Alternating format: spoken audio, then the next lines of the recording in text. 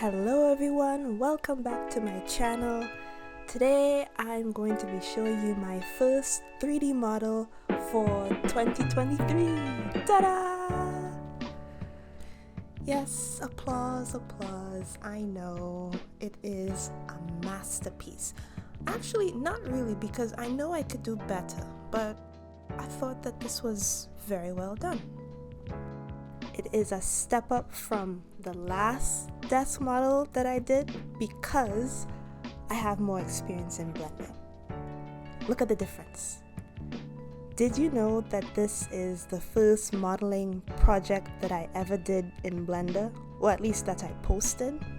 And this is actually where I started in terms of my equipment when I was at the beginning stages of my YouTube channel back in 2019-ish. Yeah, I've come so far and I'm so proud. But anyway, enough of the past. Let me go ahead and show y'all how I did this. First things first, before I do anything, I find a reference. And this part was the easy part because for this project, all I had to do was look at everything in front of me. I kind of felt like those artists that go outside and paint from life, they paint the environment.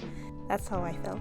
I was able to get up and actually see the shapes and see all the angles. I showcased my process for that in my Instagram, TikTok, and YouTube shorts. So if you haven't seen those, go check those out. After I modeled all the objects, I then started adding lights, but then I changed my mind to do the texturing first, which meant I had to do some UV mapping. My favorite thing to do as a 3D modeler. But the thing is that before you start something that you haven't done in a while or you are unfamiliar with, you think that it's going to be difficult. And then when you do it, you realize, it wasn't so bad. That's how I felt while I was UV mapping my desk.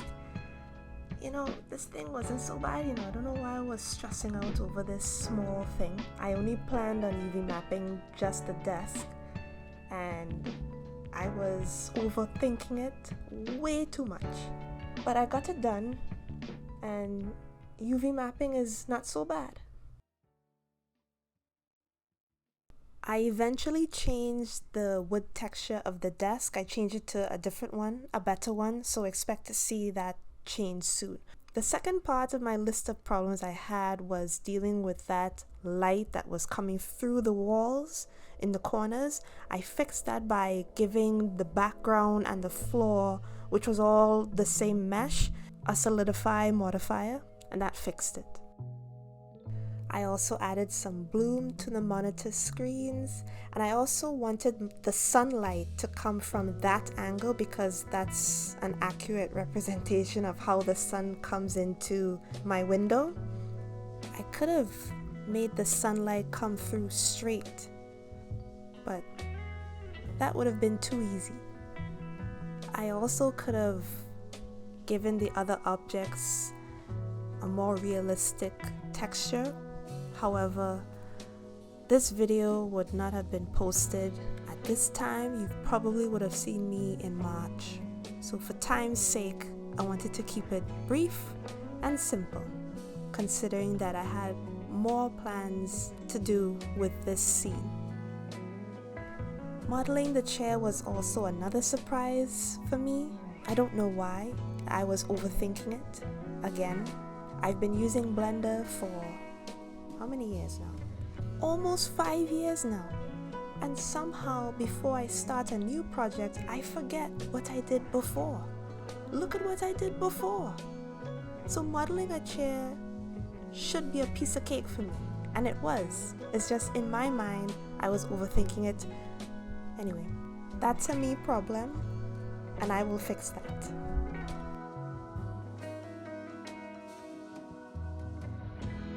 I really like this view. I don't know why. I just find it looks so cool to me.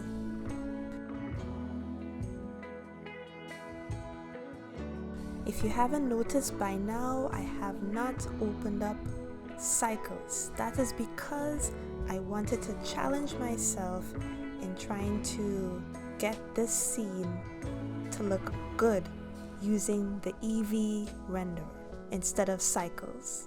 Cycles is very easy when it comes to making things look good. But with Eevee, it's a bit, you have to nitpick and play around with the settings. And that's what I did. Even though I had ambient occlusion checked on, I still was seeing certain objects that were just floating around without any shadow, so I wanted to fix that. And I did that through texture painting.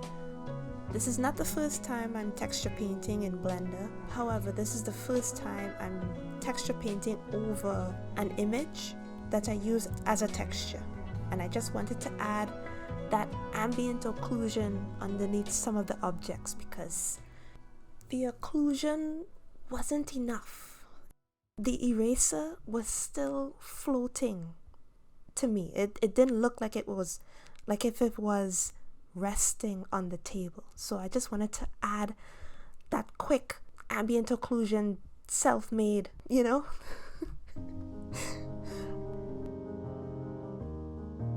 I'm really trying my best to share with you all my process without sounding like an official tutorial channel.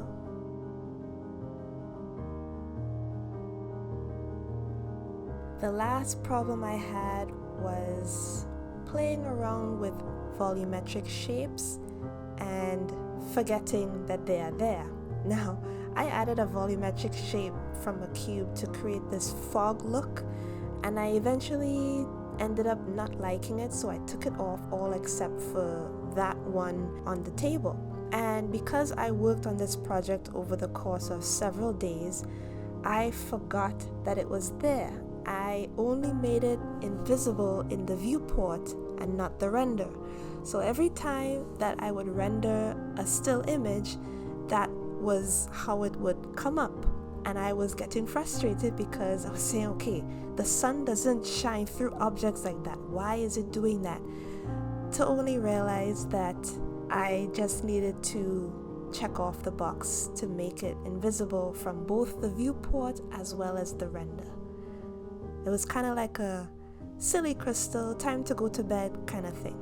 So with that, I closed everything and I started again the next day, which was for animating. Which again, I was overthinking because I've only used Grease Pencil for 3 or 4 times since I've been introduced to it. I know what I'm capable of doing with Grease Pencil, but I just haven't done it yet. So I started with the keyframes, and then the last problem that I had was that my computer started to go crazy and Blender was crashing for every other in-between I was trying to draw.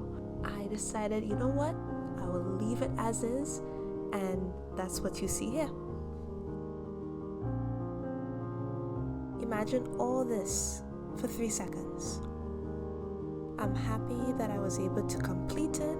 I've had this idea since 2020, and to see it in its fruition now, it makes me happy. And I hope that this video makes you happy too, and you would like and subscribe and leave a comment if you have any questions or just things about my process in general, and I will see you in the next video.